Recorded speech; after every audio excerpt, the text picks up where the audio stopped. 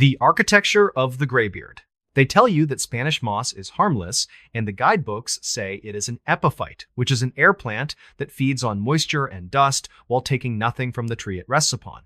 They say it is a symbol of the South that is romantic and gothic and beautiful, but they are lying.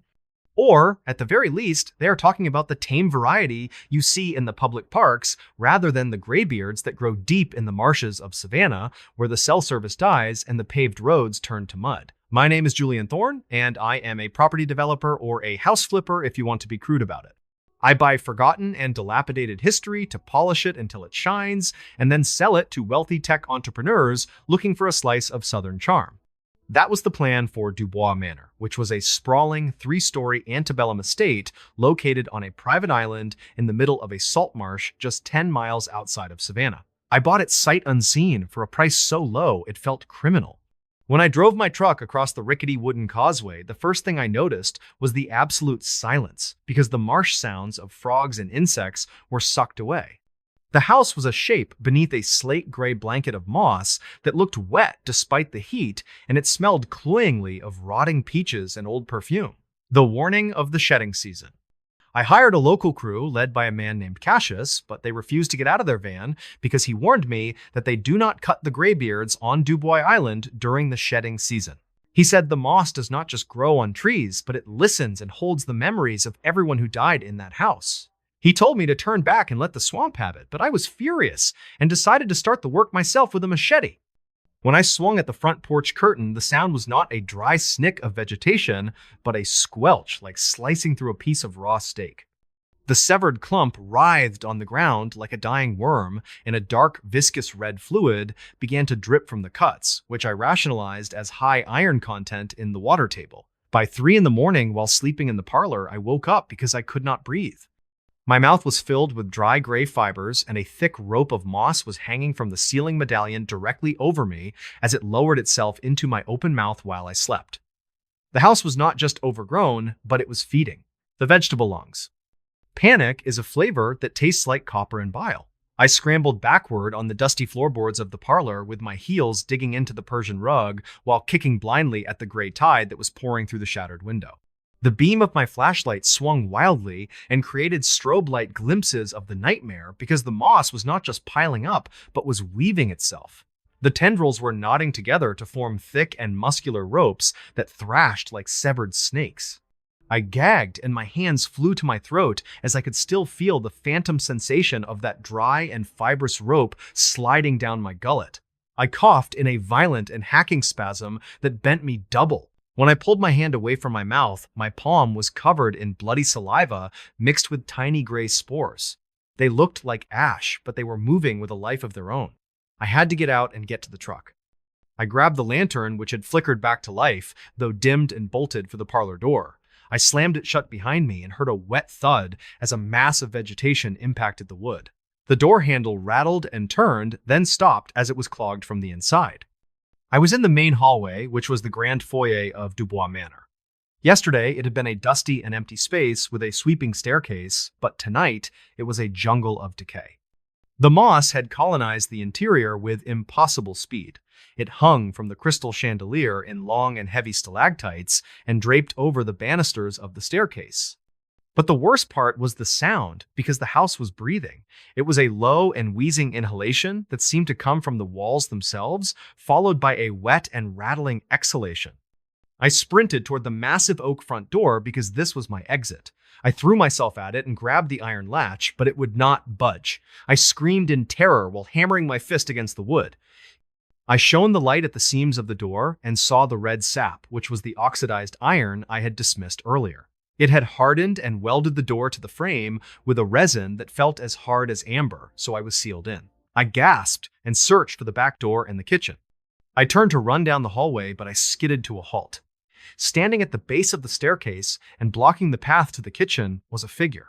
It was roughly the shape of a man, but taller and broader. It was composed entirely of the dark gray moss with muscles made of bundles of wet vines. The face was a smooth and featureless surface of matted fibers, except for a hollow cavity where a mouth should be. It was not a ghost, but a simulacrum or a puppet made of debris. The figure took a step toward me with a squelch. It raised an arm and pointed a dripping and mossy finger at my chest. A sound emerged from its hollow mouth that was not a voice, but a collection of stolen sounds. I heard the snip-snip of my own shears from earlier that day and the thud of the machete. Then, buried under the noise of tools, I heard a whisper that told me I had cut them. I did not wait for it to finish as I spun around and ran up the stairs. It was a tactical error to trap myself on the second floor, but my lizard brain demanded high ground. I took the steps, 3 at a time, while my boots slipped on the slick patches of red sap that were leaking from the walls. I reached the landing of the second floor and looked down. The moss figure had not followed me, but had instead collapsed and simply fell apart into a pile of wet vegetation. I leaned against the wall and gasped for breath, but the breath did not come. My chest felt tight and restricted, as if someone had wrapped a belt around my ribs and was slowly tightening it. I coughed again and harder, this time while a wet and tearing sensation ripped through my windpipe.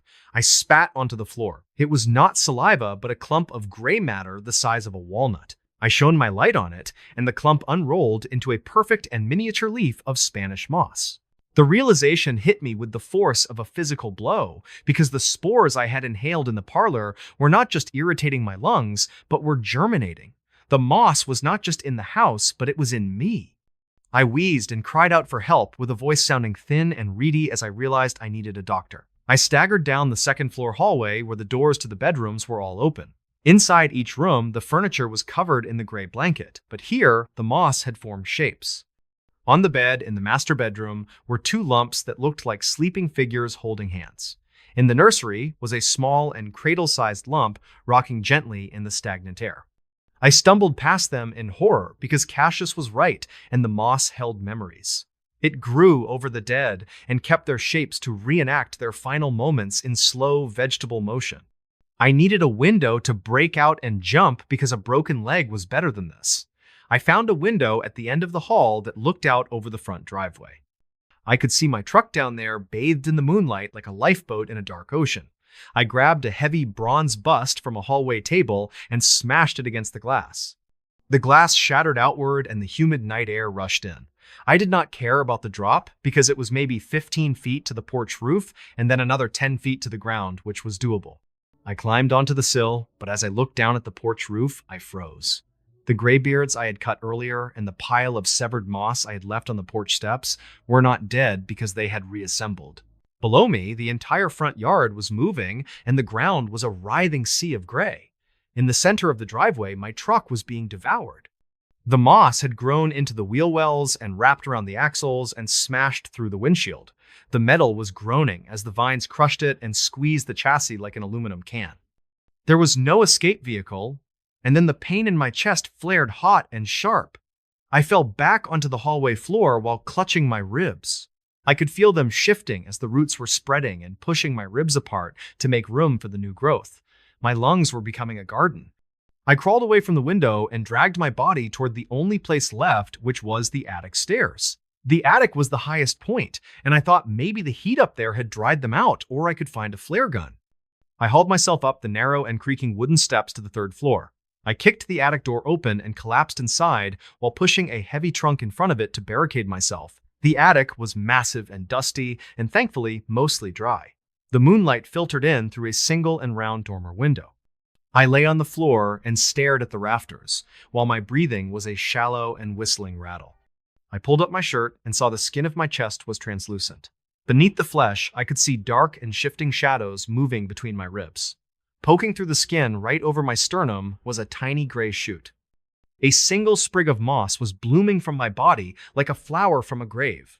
I started to laugh, and it was a wet and gurgling sound. I looked around the attic for a weapon or a tool, and my eyes landed on an old and dust-covered vanity mirror in the corner. I dragged myself over to it because I needed to see how bad it was.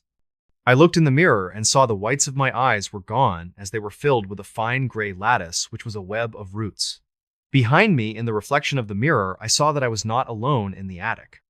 Sitting in an old rocking chair in the darkest corner of the room was a figure. It was not made of moss, but was a skeleton dressed in the tattered remains of a suit from the 1920s. The bones were held together by the gray vines, as the moss had acted as ligaments and muscle to keep the skeleton intact. The skull tilted toward me, and the jawbone unhinged. From the darkness of the attic floor, the moss began to rise again, not to attack me, but to welcome me. "Join the skeleton," whispered, and the voice did not come from the skull, but from the vibration of the moss on the floorboards. The skeleton said the soil is full and the house is hungry. I backed away and pressed myself against the dormer window to look out. The causeway, which was the wooden bridge connecting the island to the mainland, was gone. It had not collapsed, but had been pulled underwater because the marsh had risen and the island was shrinking. The gray tide was swallowing the land foot by foot and coming for the house. I looked at the lock on the window and saw it was rusted shut. I looked at my chest and saw the sprig of moss had grown 1 inch in the last minute as it was flowering. Tiny red buds were opening on my skin and releasing a sweet and cloying perfume into my face. I was not turning into a monster, but I was turning into the house. Part 3. The Permanent Resident. The Integration. Pain eventually reaches a saturation point where the nerve endings simply burn out, or the brain decides that the reality of the body is too horrific to process, so it disconnects the alarm system. I reached that threshold in the attic of Dubois Manor. I sat slumped against the dormer window while watching the moon reflect off the rising black water of the marsh. My legs did not feel like legs anymore, but felt like heavy wooden columns. When I tried to move my toes, I did not feel muscle contraction, but I felt the rustle of dry leaves. I looked down and saw the denim of my jeans had been breached, as thick gray ropes of moss had burst through the fabric to wrap around my calves and anchor me to the floorboards. I was not stuck because I was planted. The panic that had driven me to the attic began to recede and was replaced by a strange narcotic calm. It was the spores in my blood now crossing the blood-brain barrier to rewrite my chemistry. The fear of death was being replaced by the biological imperative to root. I croaked the word "why," but it did not come from my throat as it vibrated in my chest and buzzed through the trellis of vines that had replaced my lungs. The skeleton in the rocking chair, which was perhaps old Silas Dubois himself, did not move its jaw this time, but I heard the answer inside my head, echoing through the gray web that now connected my optic nerves to the ecosystem of the house. The voice was a chorus of 1,000 whispers, layered over the sound of wind in the trees. It told me this was not death, but preservation, because the world outside forgets and rots and burns and changes, while here we remember and hold the shape and keep the history. I looked at my hands and saw the skin was turning translucent and papery, while the veins turned green and gray and pulsed slowly with the thick red sap of the house. My fingernails fell off one by one and hit the floor with soft clicks, and in their place, tiny, delicate ferns unfurled from the nail beds. I whispered that I did not want to be a memory, but the chorus replied that I owned nothing because I was now soil and structure and a fresh coat of paint. The hive mind. As the moss covered my left eye, my vision split. With my right eye, which was my remaining human eye, I saw the dusty attic, but with my left eye, which was now fully assimilated by the root network, I saw the house. I saw the pulse of the walls and the sap flowing through the floorboards like arterial blood. I felt the pressure of the wind against the roof shingles as if it were my own skin. I could feel the rats scuttling in the basement 3 floors down, and the dampness of the cellar, and the slow, rhythmic digestion of my truck in the driveway. I was the house, and the house was lonely. It craved warmth and the vibration of voices, which is why it let me in and let me clean the porch. It wanted me to feel comfortable, so I would lower my guard to plant the seed. I thought of Cassius and how he tried to warn me, and the chorus whispered that Cassius knows because his grandfather is in the cellar and he visits to bring offerings. The horror of that realization should have made me scream, but I could not scream anymore because my vocal cords were gone and replaced by a dense mat of fibers. My mouth was sealed shut by the hardening resin. I was a statue, which was a living and thinking statue of meat and moss. The skeleton in the corner slowly stopped rocking as it seemed satisfied that the job was done and the new recruit had been broken in. My human consciousness began to drift like falling asleep in a warm bath. Memories of my life and my apartment in the city and my bank accounts and my ex-wife began to fade like old photographs left in the sun. They did not matter anymore because what mattered was the structural integrity of the roof and the moisture level in the walls and the, wait for the next one, the new harvest. Time moved differently now as I watched the moon cross the sky in what felt like seconds. I watched the sun rise and cast long golden beams across the attic floor, and the light did not burn me anymore, but fed me. I felt the photosynthesis tingling in my skin and felt a rush of sugar and energy. I was beautiful. If someone were to come up here now, they would not see a corpse, but they would see a masterpiece of topiary, which was a man-shaped sculpture of lush and vibrant greybeard moss kneeling by the window and eternally gazing out at the marsh. Days passed, or maybe weeks, until I heard a mechanical hum of a boat engine. My consciousness snapped to attention, and the entire house woke up while the walls creaked in anticipation and the floorboards vibrated. I looked out the window with my one good eye, which was now protected by a clear layer of amber resin. A small skiff was approaching the island with two people in it who were a young couple who looked like influencers with bright clothes and cameras.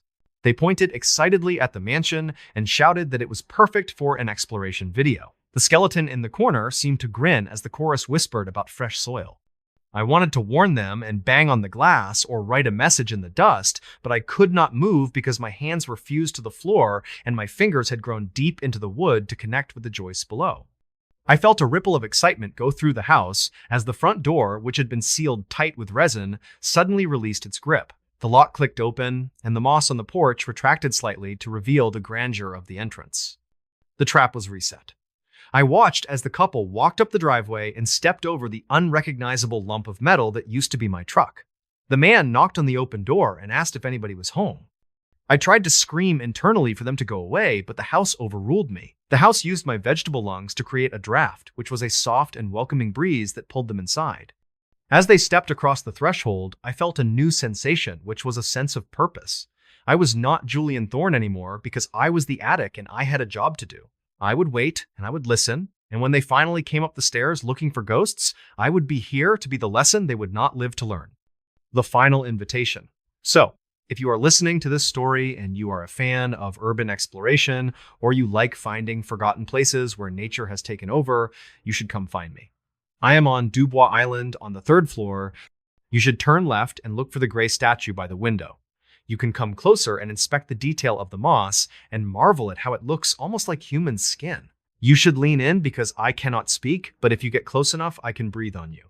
And that is all it takes. The Bone Flute of Blackwood Hollow, Part 1, The Mockingbird. The Ancient Silence of the Peaks. The Appalachian Mountains are not merely hills of stone and timber, but are instead the jagged teeth of an ancient beast that was old before the first stars were ever dreamed into existence. These mountains do not care for the progress of man or the flickering lights of the cities that hug their base, because they have seen empires rise and fall into the dust while the wind continued to howl through the gaps. My name is Silas, and I live in a cabin that was built by my great-grandfather in a place they call Blackwood Hollow, a deep fold in the earth where the sun only visits for 4 hours a day before the shadows reclaim the land. I was raised with a very specific set of rules that were whispered to me by my grandmother as we sat by the hearth while the winter storms rattled the window panes. She told me that if I heard my name called from the tree line, I should never answer, and if I saw a deer with too many joints in its legs, I should look at the ground and walk away without a word. Most importantly, she warned me that the woods in these parts have a memory, and they enjoy playing back the sounds of the things they have taken. I have lived alone in this cabin for 5 years since the rest of my kin moved down to the valley or passed into the gray earth of the family cemetery. I thought I knew the language of the forest, the way the crows warn of an approaching bear, or the specific silence that precedes a heavy mountain rain. But 3 nights ago, the air changed and a heavy, sulfurous fog rolled down from the ridge and settled over the hollow like a damp wool blanket. The birds stopped singing and the crickets fell silent as if the entire world were holding its breath in anticipation of a blow. I was sitting on my porch cleaning a rusted iron lantern when I heard it for the first time. It was a voice that I had not heard in over 10 years, a voice that belonged to my mother, who was buried 3 miles away under a heavy slab of slate. She called my name from the edge of the dark pines, sounding exactly as she did when she was calling me in for supper on a warm July evening. The mimicry in the mist. I felt the blood drain from my face as the sound echoed through the trees, because the voice was not a ghost or a spirit, but something much more physical and predatory. It had the right pitch and the right cadence, but there was an underlying vibration to it that sounded like dry leaves being crushed together. I gripped the handle of my lantern until my knuckles turned white, and I reminded myself of the rule that my grandmother had drummed into my head. I did not answer, and I did not look toward the tree line, even when the voice called out a second time, pleading for me to come help her because she had fallen in the ravine. My heart was pounding against my ribs like a trapped bird, but I forced myself to stand up and walk slowly toward the heavy oak door of my cabin. I could feel eyes on the back of my neck, eyes that were positioned much higher than any human or wolf, watching me with a cold and alien curiosity from the heights of the ancient oaks. Once I was inside, I slid the 3 iron bolts across the door and leaned my back against the wood while I listened to the sounds of the night. The voice did not stop, but instead it began to change and warp into something unrecognizable. It started to imitate the sound of a crying infant and then the frantic barking of a dog that had been dead for a decade before finally settling into a rhythmic whistling that sounded like a bone flute being played by a madman. The sound moved around the perimeter of my cabin, stepping heavily on the dry brush and making the floorboards groan under a weight that must have been hundreds of pounds. I realized then that the thing outside was not just a voice, but a physical manifestation of the hollow itself, a creature that had been waiting for the line of my family to thin until only one man remained to be harvested. I moved to the window and pulled the heavy shutters closed, but I was not fast enough to miss the sight of a long, pale arm reaching out from the fog to touch the porch railing. It was an arm with 2 elbows and fingers that ended in sharp, blackened flint, the breach of the hollow. I spent the rest of the night sitting in the center of the room with a loaded shotgun across my knees and a circle of salt poured around my chair because I was desperate enough to believe in the old superstitions. The whistling outside grew louder and more complex until it felt like the sound was vibrating inside my own skull, telling me stories of the deep places beneath the mountains where the water runs black and the air is thick with the scent of wet fur. Around 4 in the morning, the scratching began on the roof of the cabin. It was the sound of long claws dragging across the shingles, searching for a weak point in the timber or a gap in the chimney. I looked up and saw the heavy beams of the ceiling beginning to flex under a massive pressure, as if something were trying to squeeze the entire house like an eggshell. Then the voice returned, but this time it was not calling from the woods. It was speaking from just outside the door, and it was using my own voice. It spoke my name and recited my own memories back to me, talking about the day I fell into the creek and the time I saw the white stag in the meadow. It told me that the mountains were tired of waiting and that the debt of the 4 generations who had lived in this hollow was finally due for collection. I felt a sudden and overwhelming urge to reach out and slide the bolts back to let the speaker inside, a psychic pull that felt like a hook in my brain, dragging me toward the door. I had to bite my own tongue until the copper taste of blood filled my mouth just to break the trance. The scratching on the roof stopped abruptly and was replaced by a heavy thud as the creature jumped down to the ground, and for a fleeting second, I saw a face pressed against the small gap in the shutters. It was a face with no skin, just a wet mass of muscle and bone, with eyes that were as large and pale as 2 full moons. The bone flute of Blackwood, Hollow Part 2, The Skinless Guest. The daylight that never came. The clock on the mantelpiece ticked toward 8 in the morning, but the expected golden light of the Appalachian sun did not pierce the canopy of Blackwood Hollow.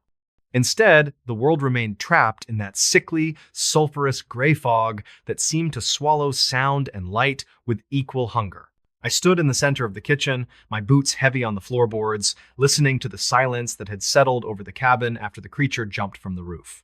The silence was not peaceful, however, for it felt like the quiet of a graveyard just before the earth begins to shift. I knew that the morning was supposed to bring safety according to the old stories, but the fog had changed the rules of the game by creating a permanent twilight where the things from the deep woods could wander without fear of the sun. I checked the iron bolts on the door again, my hands shaking so much that the metal rattled against the wood.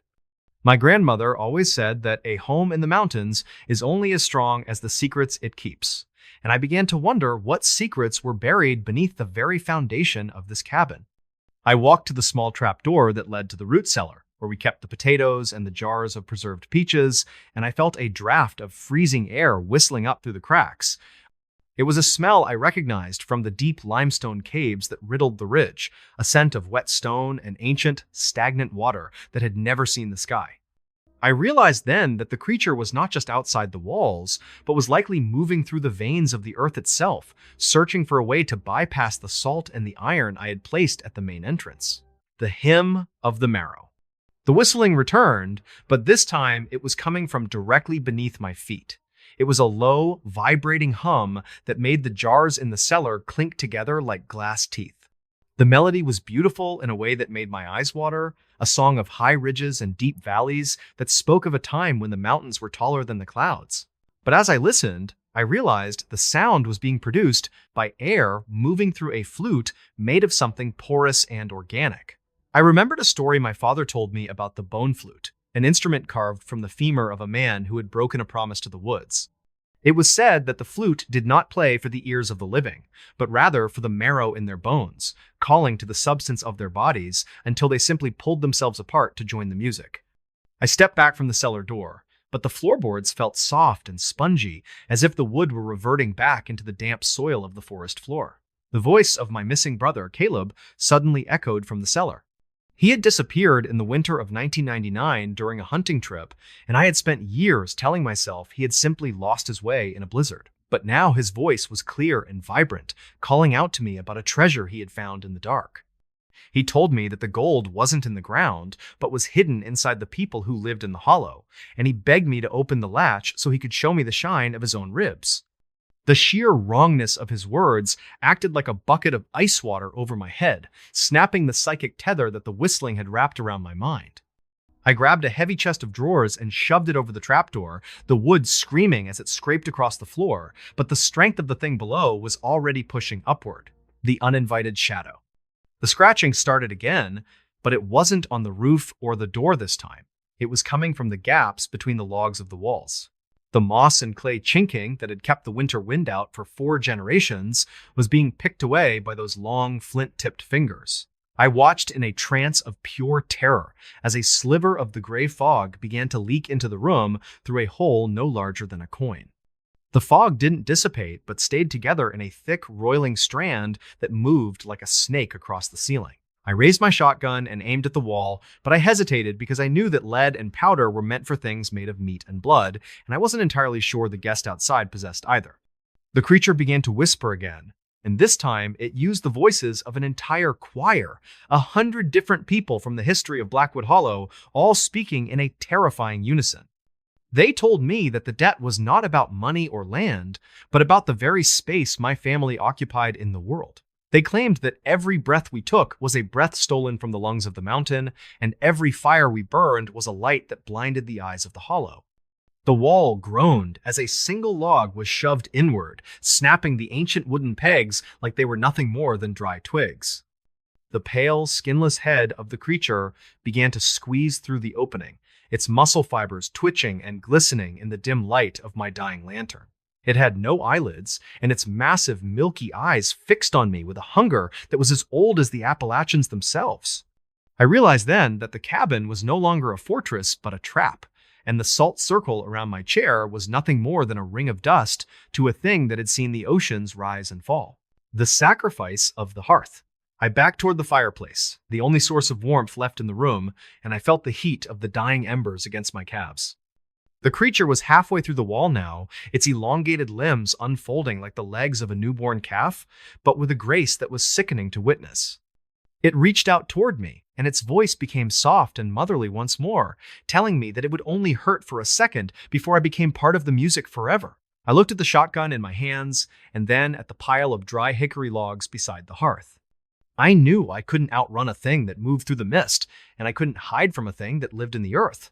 My grandmother had once told me that if the woods come to claim what is theirs, the only way to survive is to give them something they didn't expect. I didn't fire the gun at the creature.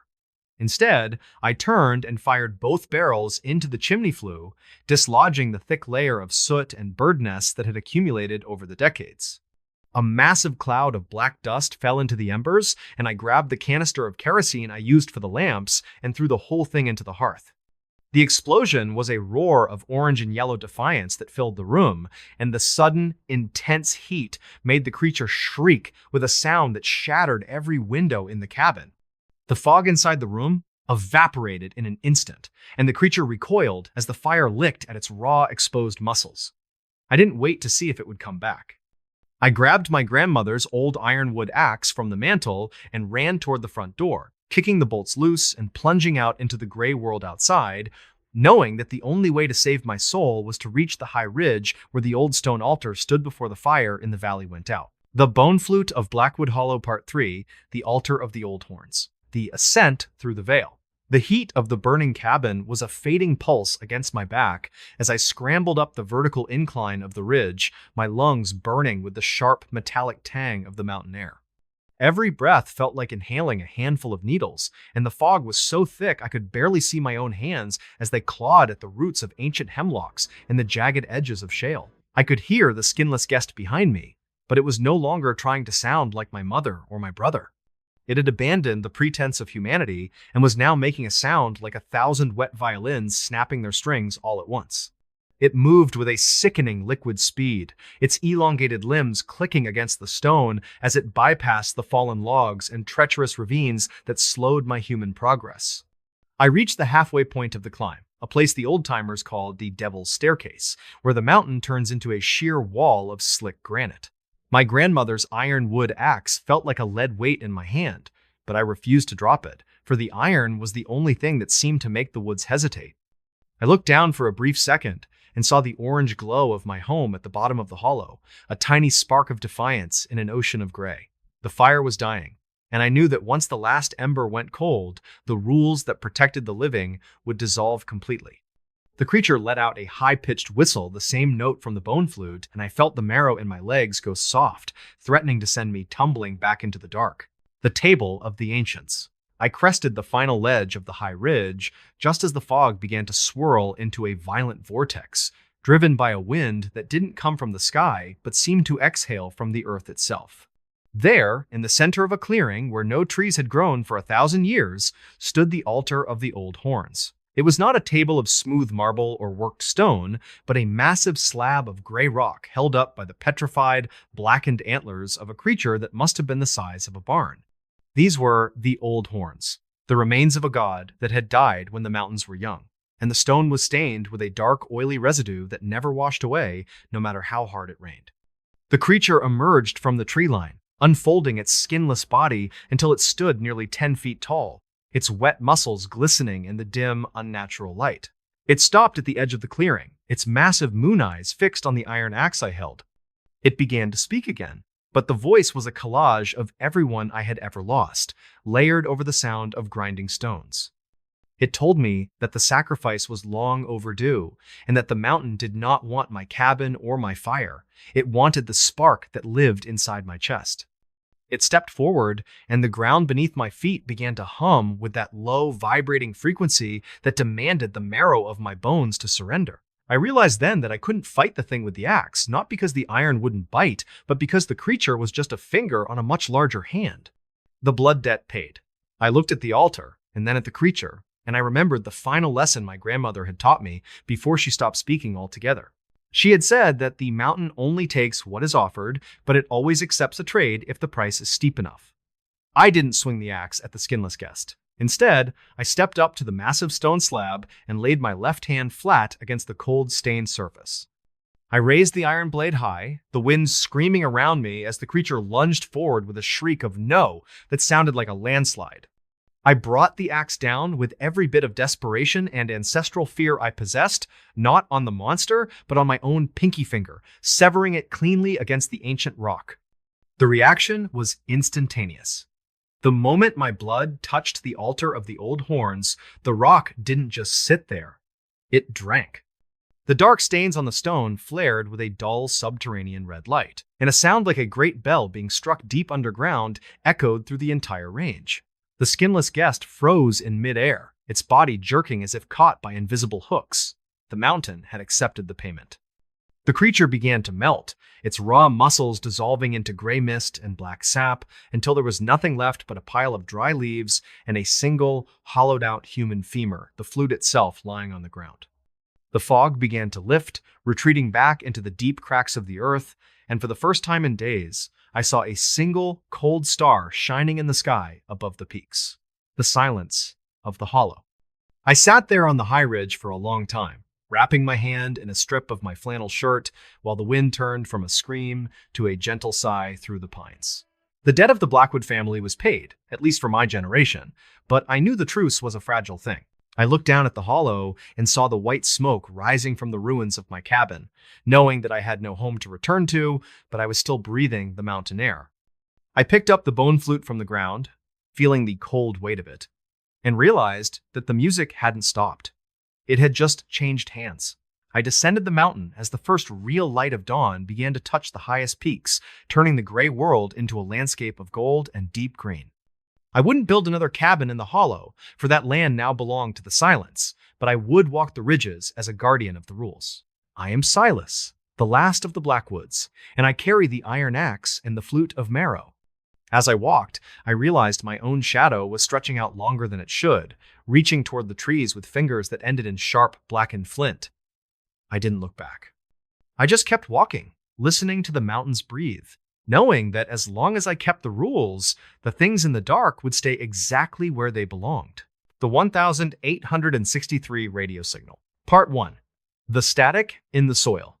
The Appalachian Mountains possessed a specific kind of ancient and suffocating silence, which acted as a heavy and damp shroud that seemed to swallow every sound before it could even begin to echo against the jagged peaks. Elias Thorne was a freelance telecommunications engineer and a dedicated hobbyist of dead air frequencies who had spent the better part of his adult life hunting for radio anomalies in the most desolate corners of the American-sided wilderness. On this particular midnight, he sat deep within the interior of his heavily modified van, which functioned as a mobile laboratory surrounded by the soft and amber glow of spectrum analyzers and high-gain receivers that blinked in a rhythmic, mechanical cadence. He had parked his vehicle on the very edge of a forgotten valley in Virginia, a stretch of land known to the local mountain folk as the Devil's Throat, due to its history of unnatural mists and vanished travelers. In July of 1863, a minor but exceptionally brutal skirmish had taken place on this very soil, leaving hundreds of young soldiers to be buried in shallow and unmarked trenches because the retreating armies were far too exhausted to carry their dead back to civilization.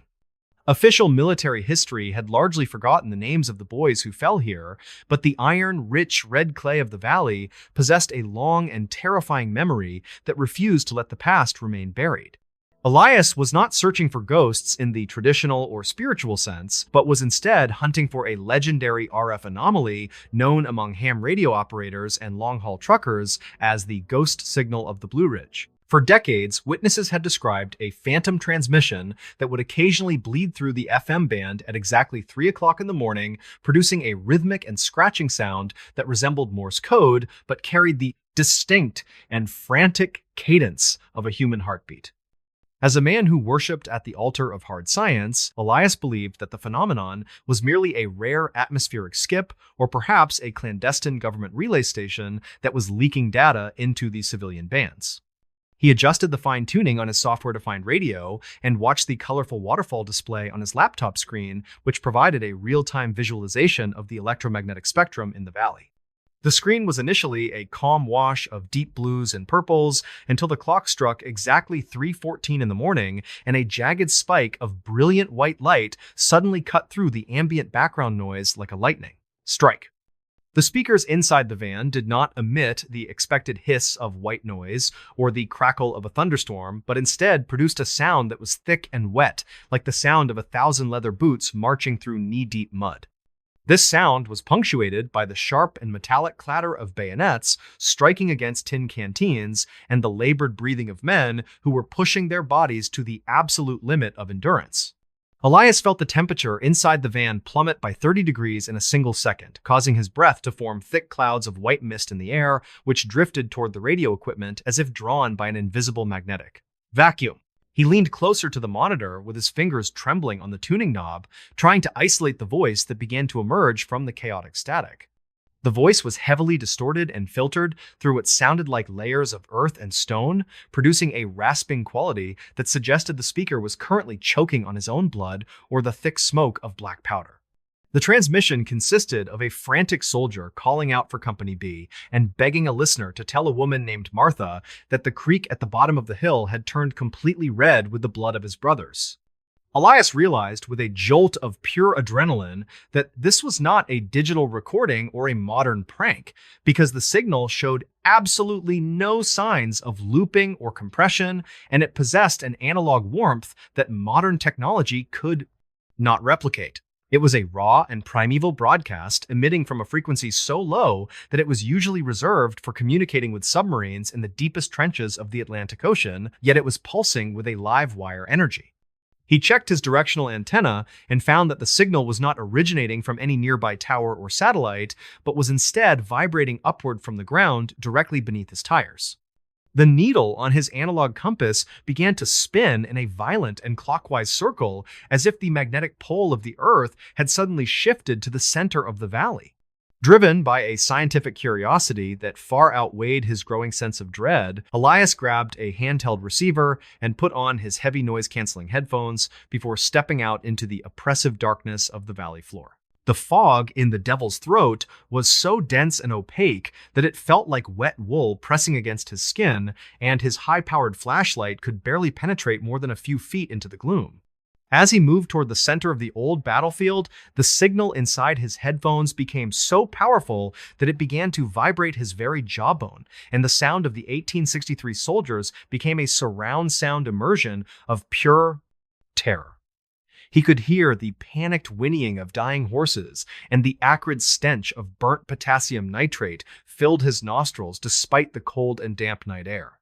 He was no longer just a listener, he was a witness to a temporal bleed where the massive trauma of a century ago had turned the mineral-rich soil into a natural recording device that his radio was now playing back. He swung his flashlight beam across the tall grass, and the light did not reveal trees or rocks, but instead illuminated hundreds of translucent and flickering silhouettes of men in tattered wool uniforms. These figures were frozen in the final moments of a desperate bayonet charge, with their faces twisted in expressions of agony that no living human should ever have to see. They were not spirits, but rather static representations of a moment in time that had been burned into the fabric of reality by the sheer force of their violent deaths. The radio receiver in his hand began to grow uncomfortably hot as the plastic casing struggled to contain the massive voltage of the transmission, which was now drawing power from the very air around him. The voice on the frequency suddenly stopped its frantic message to Martha and turned its attention directly toward Elias, accusing him of carrying a false son into their darkness and demanding to know why he was watching them die without offering any help. The white spike on his laptop screen back in the van turned into a solid and terrifying block of blood-red light, which indicated that the signal had reached a level of intensity that would soon destroy his equipment. The static figures in the field all turned their heads in perfect unison to stare at Elias with eyes that were not made of flesh, but were glowing vacuum tubes that pulsed with the rhythmic white light of the transmission. He realized far too late that the 1863 radio signal was not looking for a passive observer to hear its story, but was instead searching for a physical conductor to act as a bridge back into the world of the living. As the ground beneath his boots began to hum with the devastating power of a 1,000-watt transmitter, Elias felt his own nervous system being hijacked by the frequency. He was no longer just a man standing in a field. He had become the new antenna for the suffering that had been trapped in the soil for over a century, and the broadcast was only just beginning. Part 2. The Static Field and the Flesh. The transition from the world of modern physics to the harrowing reality of the 1863 broadcast was not a sudden jump, but a terrifying erosion of Elias Thorne's very existence. As the ground beneath his boots vibrated with the intensity of a live transformer, he felt the boundary between his skin and the atmosphere begin to dissolve into a prickling sensation of high-voltage static. The handheld receiver in his grip was no longer a tool of science, but a glowing red-hot coal that seemed to be fusing itself to his palm through the sheer force of electromagnetic heat. The hundreds of flickering silhouettes in the valley did not remain as distant images, but began to sharpen into terrifyingly high-definition entities as they drew the electrical energy from Elias's modern equipment and his own biological nervous system. The heavy wool of their uniforms now looked wet and matted with dark gore, and the smell of their unwashed bodies and gangrenous wounds overwhelmed the scent of the mountain laurel. Elias tried to drop the receiver and bolt for the safety of his van, but his legs refused to obey his commands because his motor functions had been hijacked by the frequency of the fallen. He was now standing in the center of what could only be described as a static field where the chronological air of 2026 had been completely displaced by the pressurized oxygen of a 19th century slaughterhouse. The sky above him, which should have been a clear Virginia night, was replaced by a churning vortex of charcoal gray smoke and flickering white sparks that mirrored the waterfall display of his corrupted laptop. The voice that had been whispering into his headphones was now a thunderous roar echoing inside his skull without the need for speakers or circuitry. It was a chorus of the dying where thousands of individual testimonies were being broadcast, simultaneously creating a wall of sound that felt like it was physically crushing his ribs. The voice of the soldier who had been crying out for Martha became the dominant thread again, but this time he was no longer a distant ghost. He was a solid mass of shivering trauma standing directly in front of Elias with a chest cavity that had been torn open by a canister shot, revealing a heart that pulsed with a pale blue electrical light instead of blood. The soldier reached out a hand that felt like a freezing cold wire and touched Elias's forehead, and in that instant, the engineer's mind was flooded with a sensory overload of 1863. He felt the biting hunger of a 3-day march on nothing but hardtack and stagnant water, and he felt the absolute soul-crushing terror of seeing a line of gray-clad men emerging from the fog with fixed bayonets. This was not a memory being shared, but a real-time transmission of a never-ending moment, because for the inhabitants of this frequency, the battle had never actually concluded. They were trapped in a loop of their final agony, and Elias's presence had provided the necessary wattage to expand the loop into the present day. He saw the modern world through a veil of static and saw his van parked on the road, but it looked like a flickering holographic image that was slowly fading into transparency. The more the soldiers focused their vacuum tube eyes on him, the more the reality of 2026 began to fray at the edges like a burning photograph. The marshal of this static field, a figure on a skeletal horse whose hooves struck the ground with the sound of a hammer hitting an anvil, rode forward through the ranks of the flickering infantry. The marshal's face was a shifting screen of white noise, and his uniform was held together by jagged stitches of lightning that arced between the brass buttons of his coat.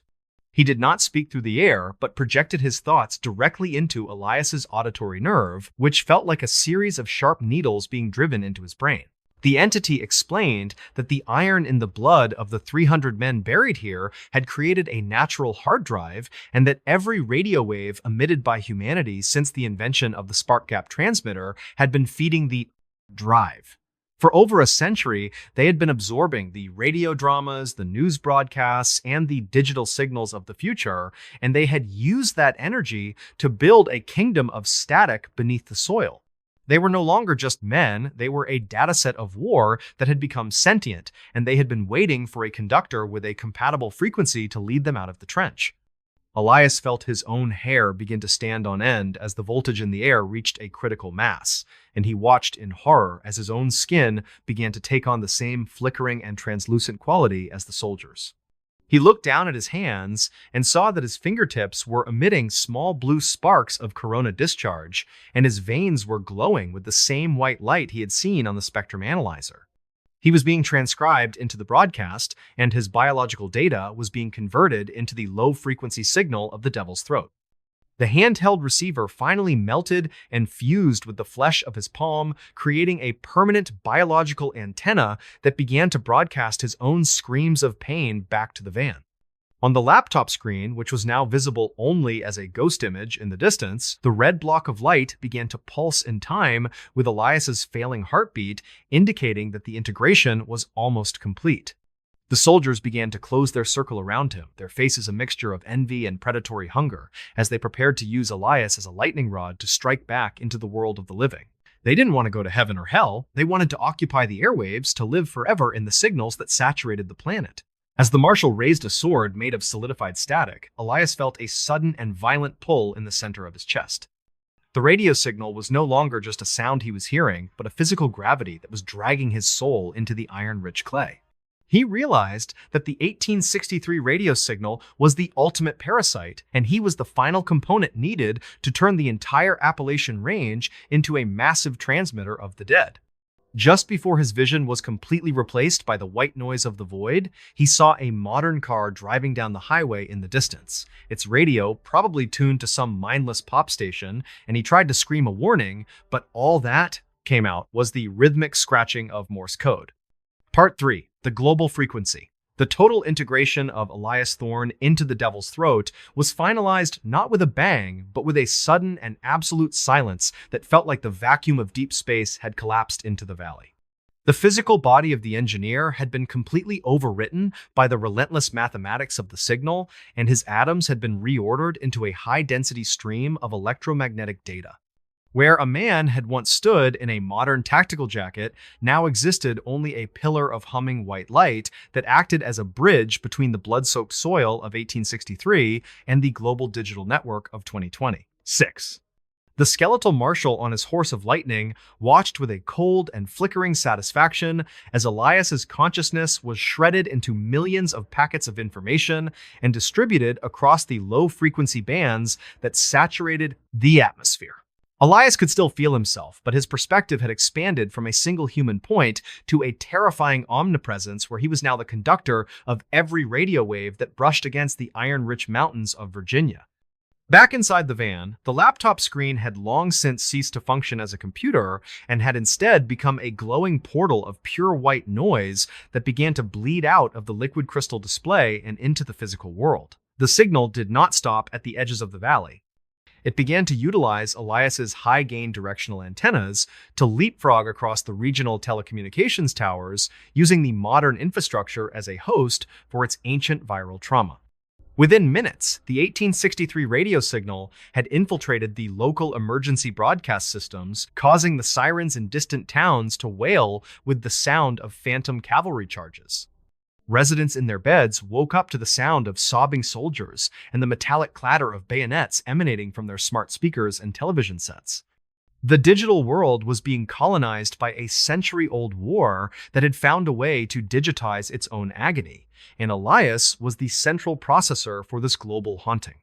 Elias felt his thoughts being pulled apart as the soldiers of the Devil's Throat began to upload themselves through his biological antenna and into the Internet of Things. He saw through the cameras of thousands of smartphones, and he felt the electricity in the power grids of major cities as the soldiers began to manifest as flickering static forms in the reflection of computer screens and glass buildings. The Marshal's plan was no longer a mystery. The Fallen did not want peace or a proper burial, but sought to transform the entire planet into a massive echo chamber where their final moments of terror would be replayed for eternity. They were the new occupants of the cloud, and they were using Elias's technical expertise to bypass every firewall and encryption protocol ever designed. Every time a person tuned a radio or opened a streaming app, they were unknowingly inviting a piece of the 1863 slaughter into their own homes. As the morning sun began to rise over the Appalachian Mountains, it provided no relief because the signal had grown strong enough to dim the very light of the day with a layer of chromatic aberration and visual noise. The Valley of the Devil's Throat was now a dead zone where time had become a fluid and meaningless concept, and the 300 men in tattered wool stood as solid as stone while the modern world around them flickered like a dying candle. Elias tried to find a way to break the loop, to ground the signal and dissipate the energy into the earth, but he found that he was no longer in control of his own frequency. He was merely the carrier wave for a message of infinite suffering, and the Marshal was the one holding the microphone. The voice of the soldier calling for Martha was now being broadcast on every news channel in the world, but the message had changed into a demand for total and absolute recognition of the pain that the world had tried to forget. The final transformation occurred when the signal reached the global satellite network, turning the very ionosphere into a shimmering curtain of white noise that could be seen from the moon. Elias looked down at the Earth from his vantage point as a sentient radio wave and saw the planet being wrapped in a shroud of 1863 static. The cities looked like distant smudges of light beneath a veil of gray wool, and the heartbeat of humanity was being drowned out by the rhythmic marching of boots in the mud. He realized that the ghost signal was no longer an anomaly, but the new standard of reality, and he was destined to be the eternal announcer of this apocalypse. His human memories were being compressed into the background noise of the broadcast until the face of Martha and the face of his own mother were the same flickering image of a woman weeping in the dark. The van on the edge of the valley was eventually found by a team of government researchers, but when they opened the door, they found only a pile of gray ash and a laptop that was fused to the desk like a piece of volcanic glass. The interior of the vehicle smelled of ozone and wet earth, and a single handheld receiver lay on the floorboards, still pulsing with a faint blue light. When one of the researchers picked up the device, he heard a voice that sounded remarkably like Elias Thorne, but it was speaking in a dialect of the 19th century, telling him that the war had finally arrived in the future. The researcher didn't realize that by listening, he had completed the circuit, and the white spike of light on the new analyzers began to climb once more. The 1863 radio signal was no longer waiting in the soil. It was in the air, in the wires, and in the very thoughts of everyone who dared to listen to the silence.